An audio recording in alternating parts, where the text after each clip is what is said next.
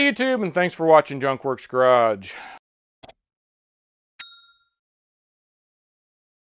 I've been doing videos for a little over 10 years now. So in that case, a lot of my first videos that still, I think, have pretty good information in them are not being watched at all because YouTube, they're just too old for YouTube to want to use them, I guess, or put them up on their lists. So in that case, also, YouTube is not paying all that well, so hit that thumbs up and subscribe and all those good things. I appreciate it very much.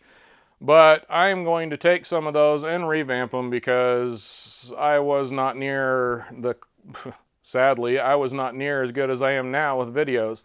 Also, since I've changed the name on my channel, some of those older ones have my old channel name, things like that on. So I'm just going to kind of cut some of that stuff out, cut some of the talking out, and try and make them a little bit better as far as the editing is concerned. Without further ado, I hope you enjoy my older video here.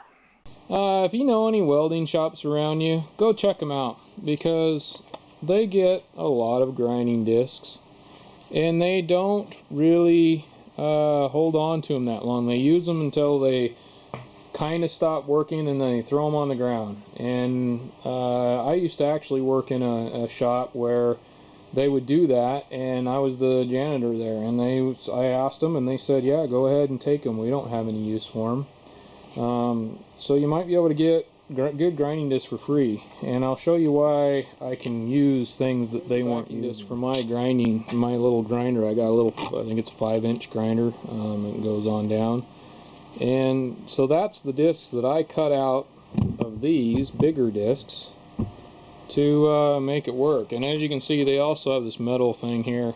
I don't need that in the discs I use, so I just take that,